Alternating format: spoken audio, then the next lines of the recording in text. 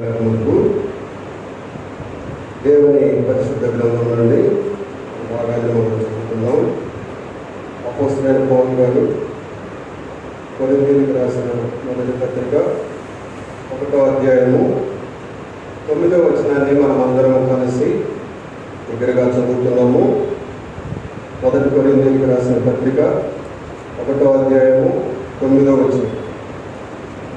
మన ప్రభు అయిన యేసు క్రీస్తు అను మన కుమారుని సహవాసములకు మిమ్మును పిలిచిన దేవుడు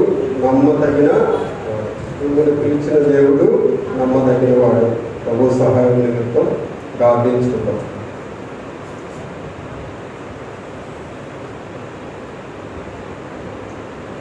ప్రేమగల తండ్రి, పరిశుద్ధుడైన దేవా, నమ్మకమైన ప్రభు, నమ్మదగిన వాడ, మీకే వందనాలు, స్తుతులు, స్తోత్రాలు చెల్లించుకుంటున్నాము. ఈ యొక్క ప్రభు దినంలో మీ పేరు పెట్టబడిన మీ మందిరంలో మీ బిడ్డలంగా మిమ్మల్ని ఆరాధించడానికి, మహిమపరచడానికి మరొక ప్రభు దినం మా జీవితంలో మీరు అనుగ్రహించినందుకు మీకు వందనాలు, స్తోత్రాలు చెల్లించుకుంటున్నాము. ఈ కృప పొందుటకు ఏ యోగ్యత అర్హత లేకున్నాము. కేవలం మీ నామ ఘనత కొరకై మీ శాశ్వతమైన కృపలో నన్ను నిలిపినందుకు, నన్ను పిలిచినందుకు మీకు వందనాలు, స్తోత్రాలు చెల్లించుకుంటున్నాను. మీ ప్రభావం మీ సిలువ సాటును మరుగుపరచండి. మీ మాటలు మీరే బయలుపరచండి. కనిపించినంతకాల శక్తులన్నింటినీ నజరేయుడైన యేసుక్రీస్తు ప్రభువు నామములో బంధిస్తూ మా ప్రభువు ప్రియరక్షకుడైన యేసుక్రీస్తు ప్రభువు నామములో స్తుతించి ప్రార్థించి వెళ్తున్నాము తండ్రి. ఆమేన్.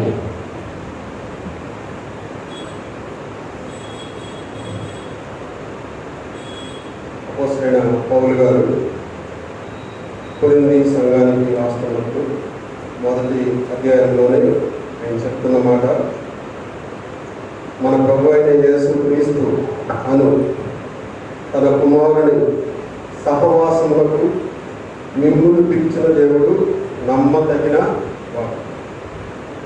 మనల్ని పిలిచినటువంటి దేవుడు, మనల్ని ఏర్పరచుకున్నటువంటి దేవుడు, మనల్ని తన రక్తం చేత తన సంఘములో చేర్చుకున్న దేవుడు, ఆయన నమ్మదగిన వాడు, నమ్మకమైన వాడు. నిన్న నేడు నిరంతరము ఏకరీతిగా ఉండే దేవుడు. ఆయన ఎప్పుడూ మాట తప్పినట్టుగా లేదు. ఆయన అన్నడు కూడా తన నిబంధనలను రద్దు చేసుకున్నటువంటి దేవుడు. అందుకని ఈ ఉదయకాల సమయంలో దేవుని మందిరంలో ఎలాంటి దేవుడు మనల్ని పిలిచాడు అనేటువంటి కొన్ని తలంపులు మనం చూసుకోవచ్చు. దేవుడు ఎంత నమ్మదగిన వాడంటే ద్వితీయోపదేశకాండము 7వ అధ్యాయము 9వ వచనంలో, ద్వితీయోపదేశకాండము 7వ అధ్యాయము 9వ వచనం, Deuteronomy chapter 7 verse 9. కాబట్టి నీ దేవుడైన యెహోవా తానే దేవుడనియు, తన్ను ప్రేమించి తన ఆజ్ఞలను అనుసరించి నడుచుకుని వారికి తన నిబంధనను స్థిరపరచువాడును, 1000 తరముల వరకు కృపచూపువాడును, నమ్మదగిన దేవుడుననియు. 1000 తరముల వరకు కృపచూపునవాడు, 1000 తరాల వరకు కృప చూపేవాడు, మరి ముఖ్యంగా తన నిబంధనను స్థిరపరిచేవాడు, కోరేవాడు నమ్మదగిన దేవుడనియు. అంతేకాదు, తనను ద్వేషించు వారిలో ప్రతి వారిని బహిరంగంగా నశింపజేయుటకు వానికి దండన విధించువాడనియు నీవు తెలుసుకొనవలెను. ఈ ఉదయకాల సమయంలో ఈ గొప్ప దేవుడిని ఆరాధించే ముందు, ఈ దేవుడు ఎవరు, ఈయన ఎంత గొప్ప దేవుడు, ఏమి నీకు చేయగలడు, ఆయన్ని నమ్మకంగా నీవు ఆరాధించకపోతే, లేకపోతే నమ్మకంగా నీవు అనుసరించకపోతే ఏం చేయగలడు ఆయన చెప్తున్నాడు. ఈ రోజున ఈ ఉదయకాల సమయంలో ఆయన ఏం చేయగలడు తెలుసుకోమనుంటాడు ఫస్ట్. అందుకని ఈ దేవుని గురించి మనము తెలుసుకునే వారిగా ఉండాలనుకుంటున్నాడు. మొదటి కొరింథీయులకు రాసిన పత్రిక ఆ 1వ అధ్యాయం 8వ వచనంలో, మన ప్రభు అయిన యేసు క్రీస్తు దినమందు మీరు నిరపరాధులై ఉండనట్లు అంతం వరకు ఆయన మిమ్మల్ని స్థిరపరచును.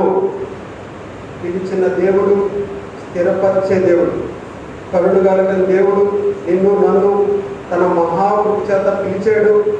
పిలవటం మాత్రమే కాదు కానీ నమ్మకమైన వాడిగా ఉన్నాడు. ఆయన నిన్ను నన్ను మనల్ని స్థిరపరచడానికి సిద్ధ మనసు కలిగినటువంటి దేవుడుగా ఉన్నాడని మనం తెలుసుకునే వారిగా, దేవుడిని ఆరాధించే వారిగా ఉండాలి. మొదటి దశలోనికి రాసిన పత్రికలో అపోస్తలుడైన పౌలు గారు 5వ అధ్యాయం 24వ వచనంలో మాట సెలవిస్తున్నాడు.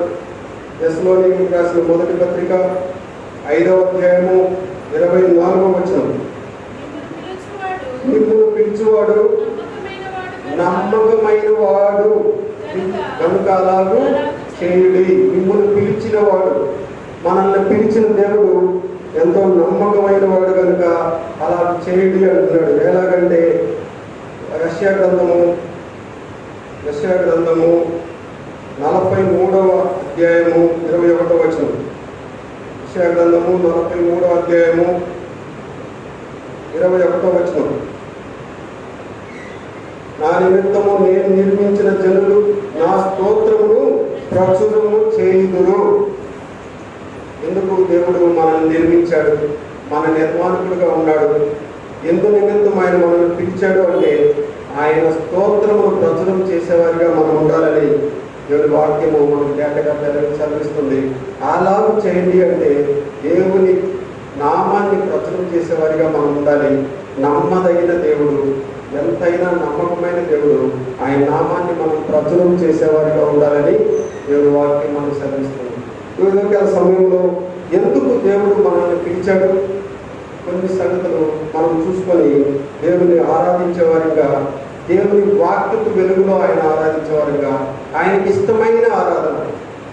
దాని దివ్యోపదేశ కాండం 7:9లో చూసాం మనం. ఆయన్ని ప్రేమించకుండా మనం తొలగిపోతే, అవిధేయులమైతే దేవుడు ఎలా ఉంటాడో కూడా చదివిస్తున్నాడు. ఆయన ఏం చేయగలడో కూడా తెలుసుకోమంటున్నాడు. ఈ దేవుడు ఏం చూడండి, ఏం చేయలే, మన ఇష్టం వచ్చినట్టు చేసినప్పటికీ మనకేం అవ్వదులే అనుకుంటున్నది పిచ్చి పొరపాటు అని చెప్తున్నాడు దేవుడు. ఎందుకంటే ఆయన తెలుసుకోమంటున్నాడు. నీవు తెలుసుకోవాలను, నేను తెలుసుకోవాలను అంటున్నాడు దేవుడు. ఎందుకు లోకంలో ఇన్ని కోట్ల మంది ఉండగా మనల్ని ఎందుకు పిలుచుకున్నాడు? మనల్ని ఎందుకు పిలిచాడు? దేవుడు పిలవకుండా మనం ఎవరు కూడా ఈ ప్రాంతానికి రాలేమన్నాడు. దేవుడు పిలవకుండా, ఆయన ఆకర్షించకుండా ఏ ఒక్కడు కూడా దేవుని దగ్గరికి రాడు. కాబట్టి దేవుడు పిలిచినప్పుడు మాత్రమే మనం దేవుని దగ్గరికి వచ్చాము. ఆయన కృపను, ఆయన మహిమను ప్రచురపరచడమే ఆయన చిత్తమైనది. దాన్ని తెలుసుకునే వారిగా మనం ఉండాలి. ఎందుకు దేవుడు మనల్ని పిలిచాడంటే మొదటి పేతురు రాసిన పత్రిక 2వ అధ్యాయము 9వ వచనం. పేతురు రాసిన మొదటి పత్రిక 2వ అధ్యాయము 9వ వచనం, అయితే మీరు చీకటిలో నుండి ఆశ్చర్యకరమైన తన వెలుగులోనికి మిమ్మల్ని పిలిచిన వాడి గుణాతిశయములను ప్రచురం చేయు నిమిత్తము ఏర్పరచబడిన వంశమును, రాజులైన యాజక సమూహమును, పరిశుద్ధ జనమును, దేవుని సొత్తైన ప్రజలై ఉన్నారు. ఆశ్చర్యకరమైన వెలుగులోనికి పిలిచాడు. దేవుడు నిన్ను నన్ను ఎందుకు పిలిచాడంటే ఆశ్చర్యకరమైన వెలుగులోనికి పిలిచాడు. మన పూర్వపు స్థితి, మన గతి, మన పరిస్థితి ఎలా ఉంటుంది అంటే మత్తయి సువార్త 4వ అధ్యాయం 12వ వచనంలో, మత్తయి సువార్త 4వ అధ్యాయము 12వ వచనం, 12 నుంచి కలిసి 16 వరకు. యోహాను చెరపట్టబడిన యేసుని గలిలయకు తిరిగి వెళ్ళి నజరేతు విడిచి జబులూను, నఫ్తాలి దేశముల ప్రాంతములను సముద్ర తీరమందరి కపెర్నహూమునకు వచ్చి కాపురముండెను. జబులూను దేశమును, నఫ్తాలి దేశమును, యోర్దానుకు ఆవలున్న సముద్ర తీరమున అన్యజనులు నివసించు గలిలయలు, చీకట్లో కూర్చుని ఉన్న ప్రజలను గొప్ప వెలుగు చూసిని. మన పూర్వపు స్థితిదే. చీకట్లో కూర్చుండి ఉన్నటువంటి వారు, పాపము చేత, అపరాధం చేత చచ్చి పడి ఉన్నటువంటి వారు, మన జీవితాల్లో వెలుగు అనేది లేనటువంటి వారు, గాఢాంధకారంలో సంచరించున్నటువంటి వారు, అలాంటి మనల్ని ప్రేమించి ఈ ప్రభు మన కొరకు వెలుగుగా వచ్చాడు. తన ఆశ్చర్యకరమైన వెలుగులోనికి నిన్ను నన్ను మనల్ని పిలిచిన వాడిగా ఉన్నాడు. ఆ పిలిచిన వాని యొక్క గుణాతిశయములను ప్రచురించిన నిమిత్తము నిన్ను నన్ను మనల్ని ఆయన ఏర్పరచుకున్నటువంటి వాడిగా ఉన్నాడు. అందు నిమిత్తమే ఆశ్చర్యమైన తన వెలుగులోనికి మనల్ని పిలిచాడు. అట్టి దేవుడిని మనం చూడాలి, ఆ వెలుగును మనం చూసేవారిగా ఉండాలి. యోహాను సువార్త 8వ అధ్యాయం 12వ వచనంలో ఒక మాట ఉంటుంది. యోహాను సువార్త 8వ అధ్యాయము 12వ వచనం. యోహాను సువార్త 8వ అధ్యాయము 12వ వచనం.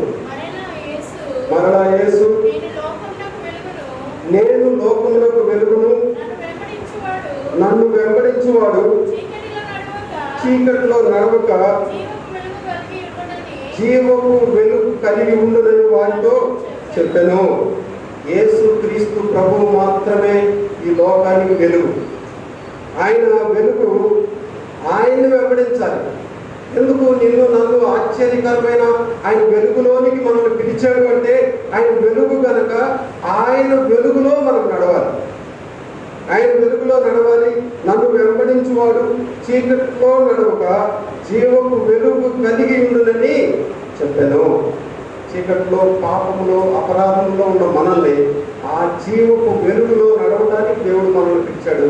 ఆశ్చర్యకరమైన వెలుగు అది. ఆ వెలుగులోనికి నిన్ను నన్ను ఆయన తీసుకొని వచ్చాడు. ఆ వెలుగులో జీవం ఉంటుంది.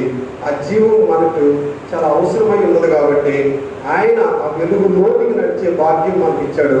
ఆశ్చర్యకరమైన వెలుగులోనికి మనల్ని నడిపించిన దేవుడుగా ఉన్నాడని సత్యాన్ని మర్చిపోని వారిగా మనము ఉండేవారిగా ఉండాలి. రెండోదిగా, క్రీస్తుతో సహవాసానికి మనల్ని పిలిచిన దేవుడుగా ఉన్నాడు. 1 కొరింథీయులకు రాసిన పత్రిక 1వ అధ్యాయం మనం చదువుతున్న భాగంలోనే మన ప్రభు అయిన యేసు క్రీస్తును తన కుమారుని సహవాసం, లోకంలో ఎన్నో సహవాసాలు మనం కోరి ఏరుకుని వెంపర్లాడి పరిగెత్తాం కానీ అవన్నీ కూడా ఒక రోజున వ్యర్థమని తెలుసుకున్నాం.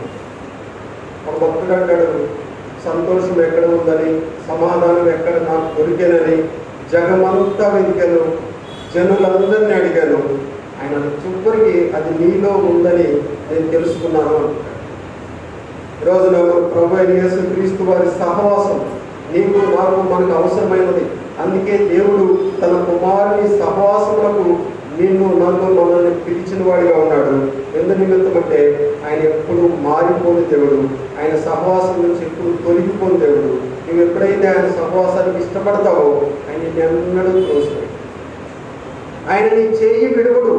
మనము ఆయన సహవాసానికి వెళ్ళినప్పుడు మన చెయ్యి ఆయనకి ఇస్తే ఆయన ఎప్పుడు కూడా మన చెయ్యి విడిచిపెట్టే దేవుడు కాదే. ఈ లోక స్నేహము, ఈ లోక సహవాసము ఒక రోజున చాలా క్లోజ్ థిక్కెస్ట్ ఫ్రెండ్స్ అని చెప్పుకుంటారు.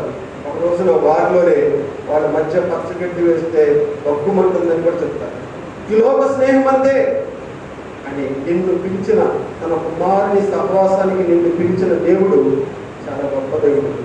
ఆయన గుణాతిశయాలను నీవు ప్రచురం చేయాలనే ఈ రోజున ఇక్కడికి నిన్ను నన్ను పిలిచిన దేవుడిగా ఉన్నాడు. పిలిచిన నిజ దేవుడు, సత్యవంతులైన దేవుడు. మరో ఆ సత్యాన్ని మనం తెలుసుకునే వారిగా మనం ఉండాలని ప్రభువు కోరుకుంటున్నాడు. 1 యోహాను రాసిన పత్రిక 1వ అధ్యాయము, యోహాను రాసిన మొదటి పత్రిక 1వ అధ్యాయము 3వ వచనం ఒకసారి చదివితే మనము, యోహాను రాసిన మొదటి పత్రిక, నాతో కూడా మీకును సహవాసము కలుగునట్లు మేము చూసిన దానిని విన్న దానిని నీకును తెలియజేస్తున్నాము. మన సహవాసం అయితే తండ్రితో కూడాను ఆయన కుమారుడైన యేసు క్రీస్తుతో కూడాను ఉన్నది. మన దేవుని బిడ్డలంగా మన సహవాసం అయితే మన తండ్రితో, అంటే తండ్రితో కూడాను ఆయన కుమారుడైన యేసు క్రీస్తుతో కూడాను ఉన్నది. ఆ సహవాసానికే నీవు నేను మనం పిలువబడ్డాము. ఎంత బ్లెస్డ్ పీపుల్ అంటే, ఈ లోకంలో ఎవరికి లేని సహవాసం, ఈ లోకంలో ఎంతో మంది అనుభవించలేనటువంటి సహవాసం. ఆ సహవాసానికి నీవు నేను మనం పిలువబడ్డామంటే ఎంత గొప్ప ధన్యత అది. ఆ సంగతిని మనం ఎప్పుడూ మర్చిపోకూడదు. ఆ సంగతిని మనం హృదయంలో పెట్టుకొని తన సహవాసంలో పిలిచిన దేవుడు నమ్మదగిన వాడు. అందుకే నేను ఆయన స్తుతిస్తాను, మహింపరుస్తాను, ఘనపరుస్తాను అని ఆ రీతిగా మనం దేవుణ్ణి మహింపరిచే వారిగా ఉండటానికి, ఆయన సహవాసములకు పిలువబడిన వారిగా ఉండటానికి ఇక్కడికి చేరి రావడం. మూడవదిగా మనం చూసుకుంటే 1 తెస్సలోనికీయులకు రాసిన పత్రిక 4వ అధ్యాయము 7వ వచనం. మొదటి తెస్సలోనికీయులకు రాసిన పత్రిక 4వ అధ్యాయము 7వ వచనం. పరిశుద్ధులవుటకే దేవుడు మనల్ని పిలిచిన కానీ అపవిత్రులుగా ఉండుటకు మనల్ని పిలవలేదు. దేనికి? ఆయన మూడవదిగా పరిశుద్ధంగా ఉండడానికి పిలిచాడు. ఆశ్చర్యకరమైన వెలుగులో నీకు మనల్ని పిలిచాడు. కుమారునితో సహవాసం కలిగి ఉండడానికి మనల్ని పిలిచాడు. పరిశుద్ధులవుటికే మనల్ని పిలిచాడు.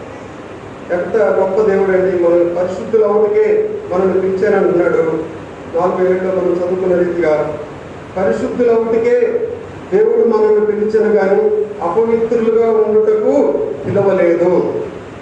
పిలిచిన నిజ దేవుని దగ్గరికి వచ్చిన నీవు నేను మనము ఎప్పుడు ఒక విషయం గుర్తుపెట్టుకోవాలి. నన్ను పిలిచిన దేవుడు పరిశుద్ధుడు, నన్ను రక్షించిన దేవుడు పరిశుద్ధుడు, నన్ను నిర్మించిన నిర్మాణకుడు పరిశుద్ధుడు. ఆ విషయం మనం గమనంలో ఉంటే అపరిశుద్ధులుగా ఉండవు. దేవుని పిలుపు నుండి తొలగిపో, దేవుని యొక్క సాన్నిధ్యం నుండి వేరైపో. దేవుడు పరిశుద్ధుడు.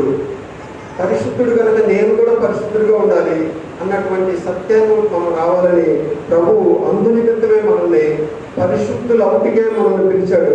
అపరిమిత్తులుగా అపరిశుద్ధులుగా పరిశుద్ధత లేకుండా ఉండటానికి దేవుడు మనల్ని పిలవలేదు అన్న సత్యాన్ని మనం తెలుసుకునే వారిగా ఉండాలి. కొరింథీయులకు రాసిన మొదటి పత్రిక 1వ అధ్యాయం 2వ వచనంలో కూడా అపోస్తలుడైన పౌలు గారు చెప్తున్న మాట ఏంటంటే, కొరింథీలో ఉన్న దేవుని సంఘమునకు అనగా క్రీస్తు యేసునందు పరిశుద్ధ పరచబడిన వారై పరిశుద్ధులుగా ఉండుటకు పిలువబడిన వారికి. ఎట్లా నీకు నాకు పరిశుద్ధత వస్తుంది?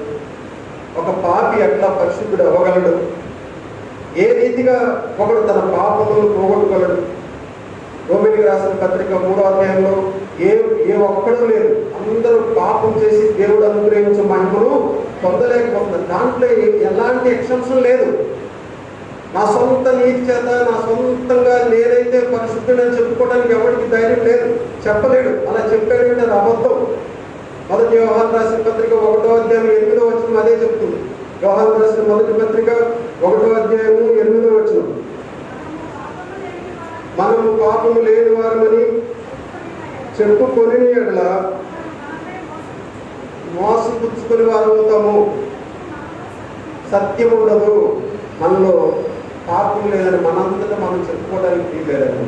అందుకని అపోస్తలుడైన పౌలు గారు అంటున్నాడు, కొరింథీలో ఉన్న దేవుని సంఘమునకు అనగా క్రీస్తు యేసునందు పరిశుద్ధ పరచబడిన వారై, పరిశుద్ధుడైన యేసు క్రీస్తు ప్రభు ద్వారా ఆయన రక్తము ద్వారా నీవు నేను పరిశుద్ధపరచబడాలి. అలా పరిశుద్ధపరచబడిన వారి అయితేనే ఆయన యొక్క రక్తము ద్వారా పరిశుద్ధపరచబడిన వారై పరిశుద్ధులుగా ఉండుటకు పిలువబడిన వారికి. లోకంలో అందరికీ కాదండి, ఆయన రక్తములో కనుక్కొని పిలువబడిన వారికి, చేర్చబడిన వారికి, చేర్చుకున్న వారికి దేవుడు చెప్తున్న మాట. పరిశుద్ధులుగా ఉండుటకు పిలువబడిన వారికి మనకును ప్రభువుగా ఉన్న మన ప్రభు అయిన క్రీస్తు నామమున ప్రతి సమయంలో ప్రార్థించే వారందరికీ శుభమని చెప్తున్నది అంటున్నాడు అపోస్తలుడైన పౌలు. ఈ రీతిగా పరిశుద్ధ పరచబడిన వారిగా మనం ఉండాలని దేవుడు కోరుకుంటున్న వాడిగా ఉన్నాడు. తీతుకు రాసిన పత్రిక 2వ అధ్యాయము 14వ వచనం. తీతుకు రాసిన పత్రిక 2వ అధ్యాయము 14వ వచనంలో ఒక మాట మనం చూసుకుంటే, ఆయన సమస్తమైన దుర్నీతి నుండి మనలను విమోచించి సత్క్రియలందు ఆసక్తి కలిగిన ప్రజలుగా తన కోసము పవిత్రపరుచుకుంటున్నాడట. ఎందుకు నన్ను పవిత్రపరుస్తున్నాడు దేవుడు అంటే తన కోసమే, నా కోసం లేదా మన కోసం కాదు, ఆయన కోసం. ఎంత గొప్ప ప్రేమ అండి దేవుని ప్రేమ అంటే! ఆయన కృప పొందడానికి ఏ యోగ్యత అర్హత లేనటువంటి మనలను ఆయన కేవలం ఆయన నామ ఘనత కొరకే, ఆయన వాడుకోవడం కొరకే ఆయన పవిత్రపరుస్తున్నాడు. మనం తెలుసుకోవాల్సిన సత్యం ఏంటంటే, ఆయన నామ ఘనత కొరకు ఆయన వాడుకునే అర్హమైన పాత్రగా మనం ఉండటానికి ఆయన మనల్ని పవిత్రపరుస్తున్నాడు. ఇప్పుడు మనం ఏదన్నా ఒక వంట చేయాలనుకున్నప్పుడు ఒక పాత్రను తీసుకొని దాన్ని ఎలా శుభ్రపరచుకుంటాం? ఎందుకు దాన్ని మనం శుభ్రపరుస్తున్నామంటే దానిలో మనం ఒక విలువైన పదార్థాలను మనం సిద్ధపరచుకోవడానికి, అది ఎట్లంటే అట్లా ఉన్నప్పుడు దాన్ని అట్లా పెట్టేసి అంత కాస్ట్లీ ఐటమ్ వేసి వండం మనం. దాన్ని మనం ఫస్ట్ ఏం చేస్తామంటే చాలా చక్కగా శుభ్రంగా కడుగుతాం, శుభ్రపరుస్తాం. దేవుడు కూడా ఆయన నామ ఘనత కొరకు నిన్ను నన్ను వాడుకోవాలి, ఆయన చిత్తానుసారంగా నీవు నేను ఉండాలి అంటే ఆయన ముందుగా మనల్ని పరిశుద్ధపరిచేవాడిగా ఉన్నాడు. ఆ పరిశుద్ధపరిచే ప్రాసెస్లో కొంత కష్టం ఉండొచ్చు, కానీ ఆయన నన్ను పరిశుద్ధపరుస్తున్నాడు. ఆయన నామము నిమిత్తమై ఆయన ఘనత కొరకు నేను వాడబడాలని ఆ సత్యాన్ని మనం తెలుసుకోమని అపోస్తలుడైన పౌలు గారు మనం తెలియజేసిన వాడిగా ఉంటున్నాడు.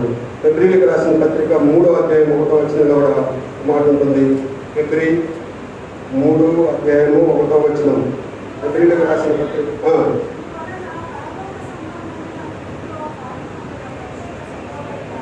సహోదరులారా,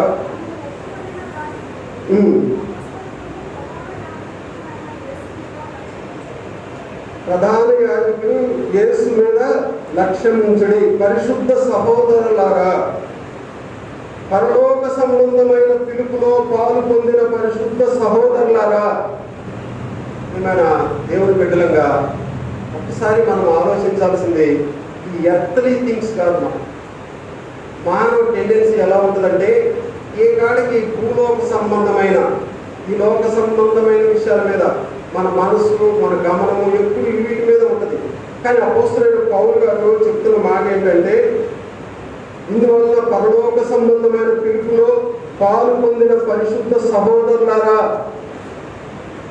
ఆశ్చర్యకరముల వెలుగులోనికి పిలువబడిన వాళ్ళారా, తన కుమారుని సహవాసంలోనికి పిలువబడిన వాళ్ళారా, ఓరెవరు ఆయన చేత పరిశుద్ధ పరచబడినటువంటి పిలుపులో ఉన్నటువంటి వాళ్ళారా, మీరు చూడవలసింది ఏంటంటే పరలోక సంబంధమైన పిలుపు.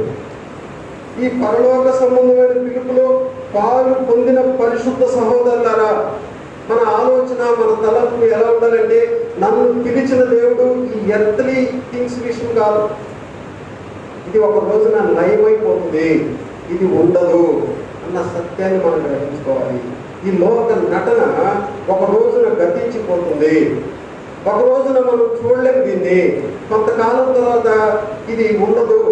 అంతెందుకంటే మనమే ఒక ఇయర్ అయిపోయే కొద్ది వస్తున్నప్పుడు శరీరంలోని ఒక్కొక్క సెల్స్ చనిపోతూ ఉంటుంది. మన యవ్వనంలో ఉన్నటువంటి సెల్స్ అన్ని ఆర్గన్స్ అన్ని అంత ఎఫెక్టివ్గా పనిచేయవు. ఒక కొత్త వెహికల్ మనం తీసుకున్నప్పుడు 1, 2, 3, 4 అట్లా సర్వీసింగ్ ఎలా ఉంటుందో ఈ యొక్క మానవ బాడీ కూడా రాను లోపల కొన్ని చనిపోతూ ఉంటాయి. చివరికి అందుకే ఈ యొక్క ఫేస్ అలా మారుతూ వస్తూ ఉంటుంది, ఒక ఇమాజిన్లోకి వస్తూ ఉంటుంది. చిన్నప్పుడు ఫోటోలు అట్లా పెట్టుకున్నప్పుడు మనం చూసినప్పుడు దానికి దీనికి పొందలేని రీతిగా వస్తుంది. అంటే ఇది కూడా ఒక రోజున నశించిపోతుంది, ఈ శరీరం ఒక రోజున లయమైపోతుంది. అని పరలోక సంబంధమైనటువంటి ఆ యొక్క సంగతులు ఏవి కూడా లయమవు, నూతనంగా నవనూతనంగా ఉన్నవి.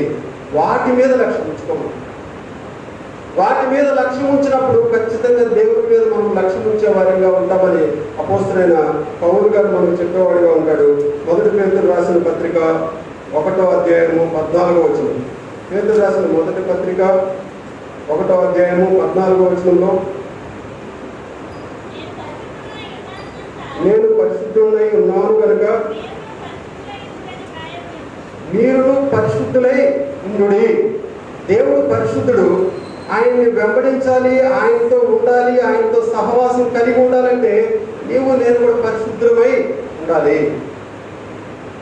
యేసుక్రీస్తు ప్రభు ఉపమానం చెప్పేటప్పుడు, స్నేహితుడా పెండ్లి వస్త్రము లేక ఇక్కడికి ఎలా వచ్చింది?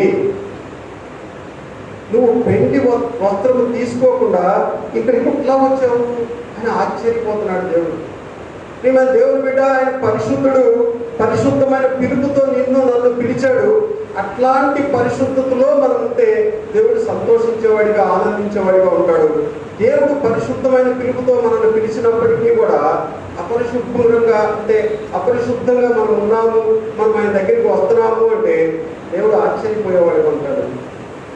పరిశుద్ధత లేకుండా నువ్వు ఎట్లా జీవితం జీవిస్తున్నావు, పరిశుద్ధత లేకుండా నువ్వు ఎలా నన్ను సమీపిస్తున్నావు, పరిశుద్ధత లేకుండా నీవు నన్ను ఎట్లా ఆరాధించగలుగుతున్నావు, పరిశుద్ధత లేకుండా నువ్వు నన్ను ఎలా ప్రార్థించగలుగుతున్నావు అని దేవుడు అడిగేవాడిగా ఉంటాడు. మంచిదే, మనం ఈ లోకరీత్యా ఏదో గొప్ప వాళ్ళమని లేకపోతే ఎంతో జ్ఞానం కలిగిన వాళ్ళని మనల్ని పిలవాల. కొరింథీయులకు రాసిన మొదటి పత్రికలో నా మాట కూడా ఉంటుంది కదా, 1వ అధ్యాయము 26వ వచనం, సహోదరులారా మిమ్మల్ని పిలిచిన పిలుపు చూడుడి, మీలో లోకరీతిని జ్ఞానులైనను గనులైనను అనేకులు పిలువబడ్డ. ఇక్కడ ఒక లిస్ట్ ఇచ్చాడు, కింద మనం చూసుకుంటే ఉంటుంది ఎందుకు దేవుడు మనల్ని పిలిచాడు లేదా నన్ను పిలిచాడు. ఈ ఉదయకాల సమయంలో ఈ పరిశుద్ధ దేవుడిని ఆరాధించే ముందు మనల్ని మనం ప్రశ్నించుకోవాల్సింది ఇదే, దేవుడు నన్ను ఎందుకు పిలిచాడు, ఆయన సంకల్పం ఏమై ఉంది, ఎందుకు దేవుడు నన్ను పిలిచాడు అని మనం ఆలోచించుకున్నప్పుడు అయ్యా నన్ను పరిశుద్ధ పరుస్తానికి నువ్వు నన్ను పిలిచావు, నన్ను పరిశుద్ధపరచు అని మనం అడగం. అంతేగాని ఈ యొక్క యెహోవాకు సంబంధమైన విషయాలు ఒక ఆలోచించం. దేవుడు నన్ను ఎందుకు పిలిచాడంటే గొప్ప వంశం అని నన్ను పిలువలా. ఇందాక మనం చూసుకున్నట్టుగా ఏ యోగ్యత కానీ అర్హత కానీ ఆయన పెట్టే ఎగ్జామ్లో పాస్ అవడానికి నా దగ్గర లేదు, మన దగ్గర లేదు. పరిశుద్ధంగా ఉండాలి, ఈ క్వాలిటీస్ ఉన్నాయంటే ఒక్క మార్పు నాకు రాదు.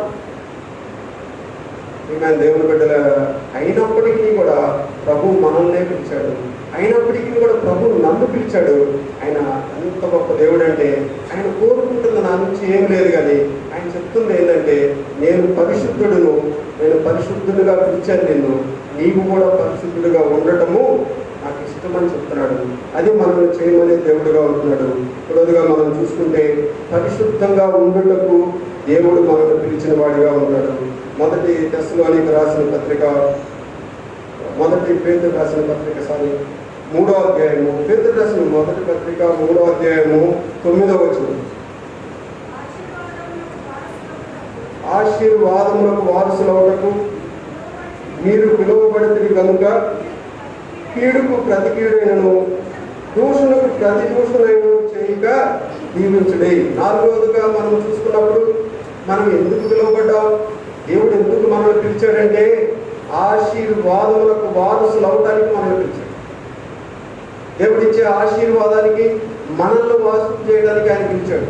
ఆయన గొప్ప ధనవంతుడై ఉన్నాడు, ఆ ధనంలో మనకు పాలుభాగస్తులు మనల్ని వారసులుగా చేసుకోవడానికి మనం ఆశీర్వాదములకు వారసులు అవుటకు పిలువబడ్డాం. మనం ఈ సత్యాన్ని తెలుసుకోమంటున్నాడు. ఎట్లాంటి ఆశీర్వాదము అదంటే ఎఫెసీయులకు రాసిన పత్రిక 1వ అధ్యాయము 3వ వచనం, ఎఫెసీయులకు రాసిన పత్రిక అపోస్తలుడైన పౌలు గారు 1వ అధ్యాయము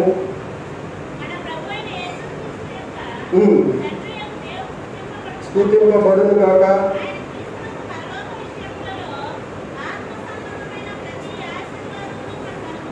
ఆయన క్రీస్తునందు యేసుక్రీస్తు ప్రభువు ద్వారా పరలోక విషయంలో ఆత్మ సంబంధమైన ప్రతి ఆశీర్వాదమును మనకు అనుగ్రహించను.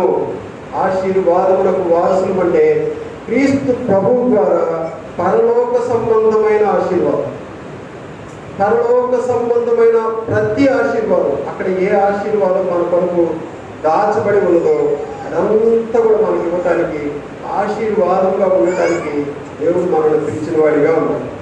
ఇలాంటి ఆశీర్వాదం పొందుకోవాల్సిన మనము ఏం చేయాలి అంటే మొదటి పేతురు రాసిన పత్రిక 3వ అధ్యాయము 9వ వచనం కింద 10వ వచనం మనం చదువుకుంటే అలాంటి విషయాలన్నిటికీ మనం దూరంగా ఉండాలి.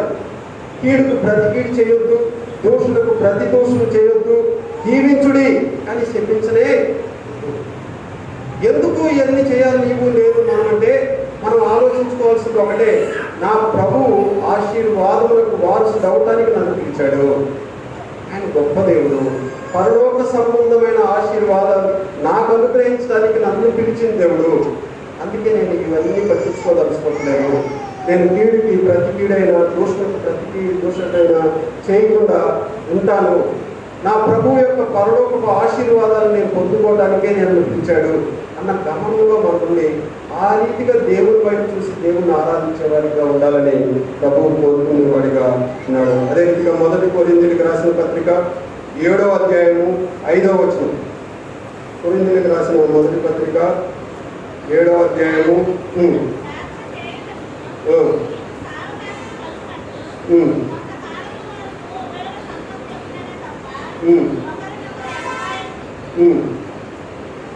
7వ అధ్యాయము 5వ వచనం చదవండి.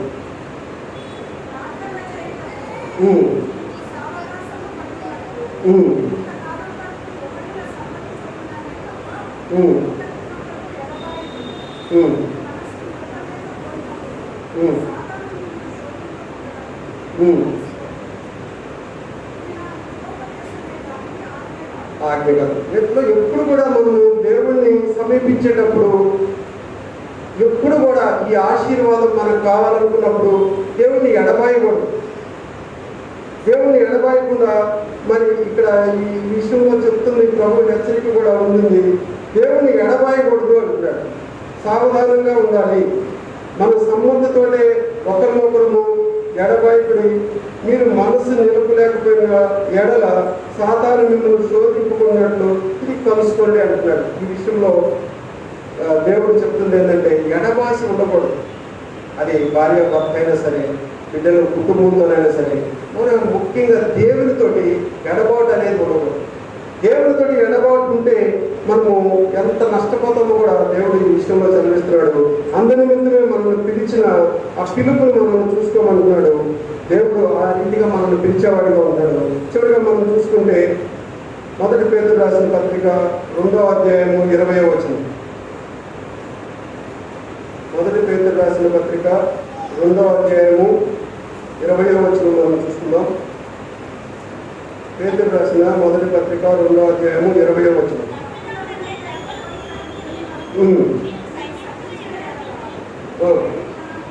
మీకేమి ఫలము?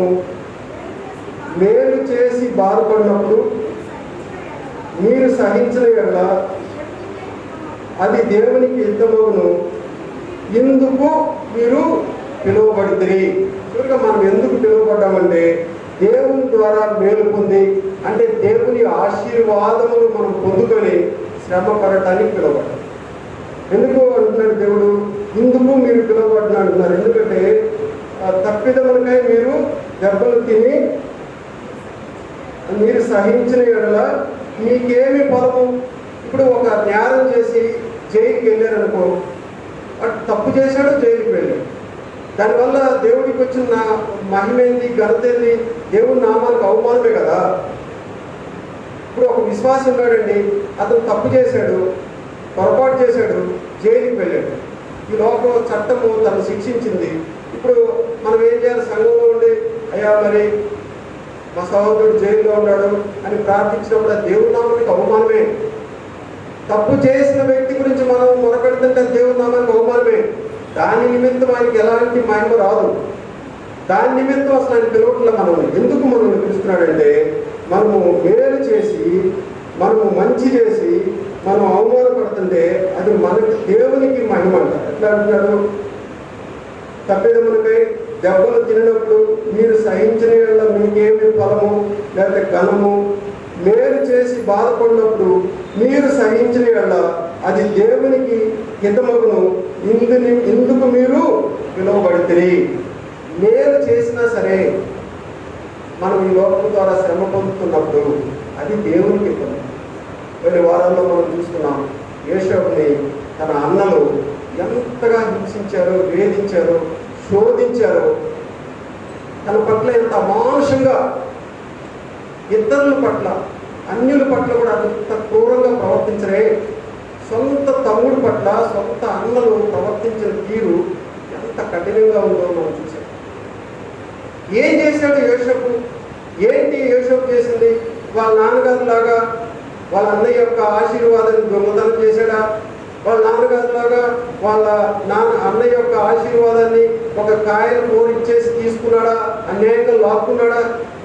అలాంటిది ఏం చేయలేదండి యేషోపు వాళ్ళందరికంటే నీతిగా యథార్థంగా దేవుని యందు నమ్మకంగా జీవిస్తున్న దాన్ని బట్టి ఎంతగా ద్వేషించారు, ఎంతగా దూషించారు, ఎంతగా హింసించారు. అయినప్పటికీ కూడా ఆయన మేలు చేసి హింసించబడ్డాడు, బాధించబడ్డాడు. కాబట్టి దేవునికి హితమైంది.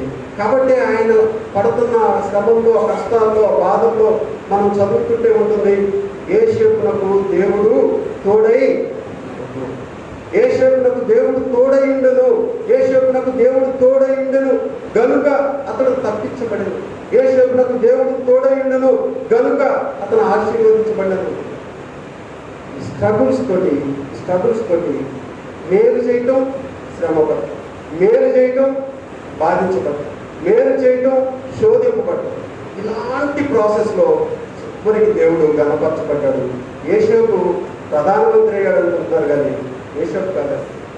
తన నామ ఘనత కొరకు యేషోపుని ఆ స్థానంలో ఉంచాడు దేవుడు మహిమపరచాడు. ఈ రోజున ఎలాంటి యోగ్యత అర్హత లేని నా ద్వారా, నీ ద్వారా, మన ద్వారా దేవుడు మహిమపరచబడాలి, దేవుడు ఘనపరచబడాలి. అది దేవునికి మహిమ. అట్లా మహిమపరచబడాలి, అట్లా ఘనపరచబడాలంటే ఆయన చిత్తానికి మనం సరెండర్ చేసుకునే వారికి ఉండాలి. ఆయన పిలిచిన పిలుపును మొదటిగా గుర్తించే వారిగా ఉండాలి. ఆయన పిలుపుకు తగినట్టుగా మనం నడుచుకునే వారిగా ఉండాలి. యేషోపు వలె తన సంబంధమైనటువంటి వాటి వైపు చూసినప్పుడు మాత్రమే అది మన సొంతమయ్యేదిగా ఉంటుంది. అందునిమిత్తమే ప్రభు మనల్ని పిలిచిన వాడిగా ఉన్నాడు. మొదటి పేతురు రాసిన పత్రిక 4వ అధ్యాయము 15-16 వచనాల్లో కూడా మనం ఒకసారి చూసుకోవచ్చు. 4వ అధ్యాయము 15వ అధ్యాయము 15వ వచనం 16వ వచనం. కానీ దొంగగా కానీ, దుర్మార్గుడిగా కానీ, పరుల జోలికి పోవాడుగా కానీ బాధ అనుభవింపదగదు.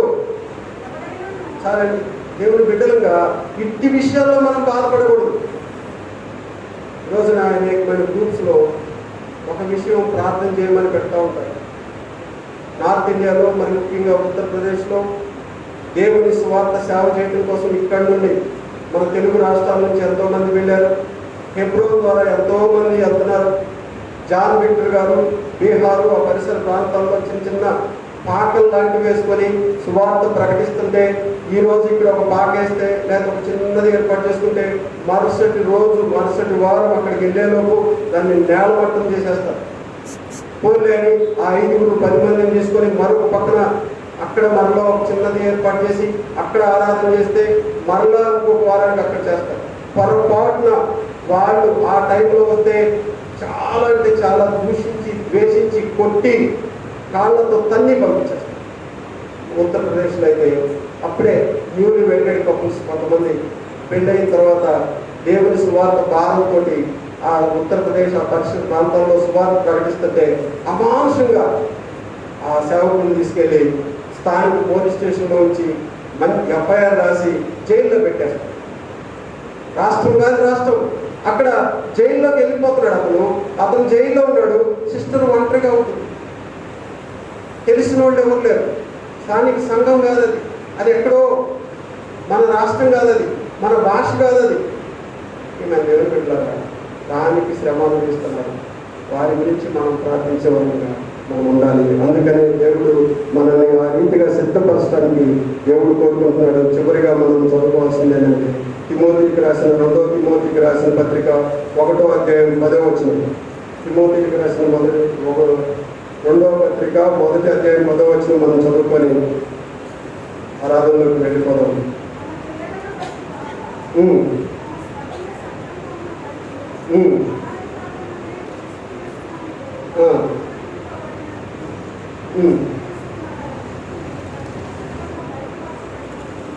బయలుపరచబడలేదైనా తన కృపను బట్టి మనల్ని రక్షించి పరిశుద్ధమైన పిలుపుతో ఆయన మనల్ని పిలిచెను. ఆ క్రీస్తు యేసు మరణమును నిరర్థకం చేసి జీవముందు అక్షయతను సువార్త వలన వెలుగులోనికి ఇందు నిమిత్తం మనల్ని దేవుడు పిలిచాడు. అందుకనే మత్తయి సువార్త 11:21 వచనంలో దేవుడు పిలుస్తున్నాడు. ప్రయాసపడి భారం మోసుకుంటున్న వారిని దేవుడు మనల్ని పిలిచాడు. మనల్ని స్థిరపరిచాడు, మనల్ని ఆశీర్వదిస్తున్నాడు. మనల్ని పరిశుద్ధులుగా ఉండటానికే దేవుడు మనల్ని పిలిచాడు. అట్టి పిలుపును గుర్తుంచుకున్న వాళ్ళమై దేవుడిని ఆరాధించాలి. అట్టి రీతిగా ఆరాధిస్తే అది దేవునికి ఆమోదయోగ్యమవుతుంది. మనం కూడా పర సంబంధమైన ఆశీర్వాదాలను పొందుకునే వారిగా ఉంటాము. ఆ రీతిగా దేవుడిని మనం ఆరాధించుకుంటాం. దయచేసి అందరం లేచి నిలబడి ఒక పాట పాడుకుంటూ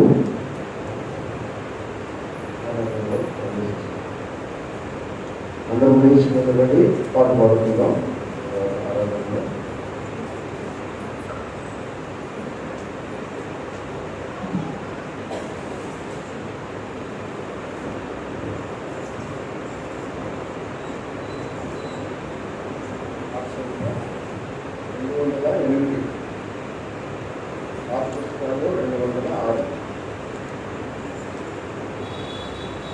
నమ్మకమైన నాకు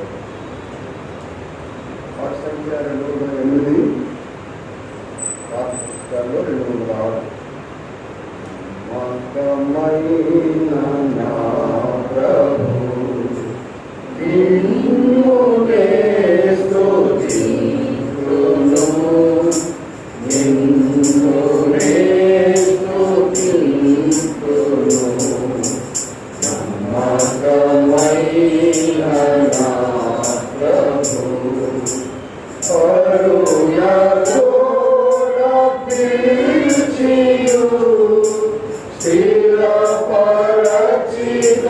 పాడిన, స్థిరపరచిన పాడిన కరుణతో పిలిచియు స్థిరపరచిన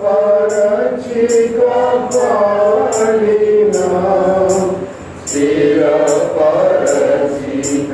పాడిన, స్థిరపరచిన నా ప్రభు పొగడినే స్తుతింతును. స్థిరపరచిన నా ప్రభు పొగడినే స్తుతింతును. నమ్మకమైన నా ప్రభు నిన్నునే స్తుతింతును, నిన్నునే స్తుతింతును. నమ్మకమైన నా ప్రభు ఎన్నోసార్లు నీ కృపను విడచియుంటినో ప్రభు, విడచియుంటినో ప్రభు. ఎన్నోసార్లు నీ కృపను విడచియుంటినో ప్రభు, విడచియుంటినో ప్రభు. మన్ననతోడ నీదరించు చేర్చినను క్షమించితివి. మన్ననతోడ నీదరించు చేర్చినను క్షమించితివి. నమ్మకమైన నా ప్రభు నిన్నునే స్తుతింతును, నిన్నునే స్తుతింతును. నమ్మకమైన నా ప్రభు సత్య సాక్షి వైయుండి నమ్మదగిన వాడవై, నమ్మదగిన వాడవై సత్య సాక్షి వైయుండి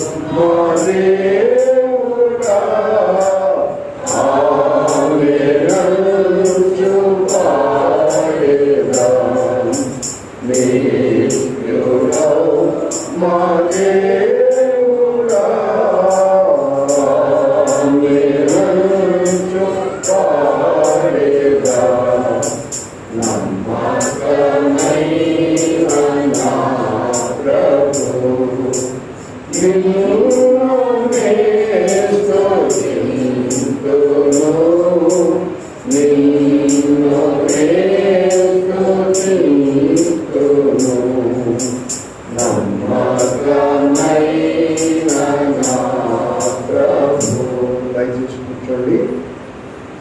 మొదట సండే స్కూల్ టీచర్స్ ఆరాధన చేయండి. ఆరాధన క్లుప్తంగా 1 నిమిషంలోపే ఆరాధన చేయండి. సమయం చూసుకోండి. మనం 11 గంటల కల్లా ముగించుకోవాలి. సండే స్కూల్కి వెళ్ళే టీచర్స్ మొదట ఆరాధన చేయండి. తర్వాత ఒక సహోదరుడు ఒక సహోదరి ఆరాధన చేయండి. కృపగల దేవ, కరుణగల రక్షక, సర్వోన్నతమైన స్థలంలో నివసించే మా తండ్రి, వందనాలు.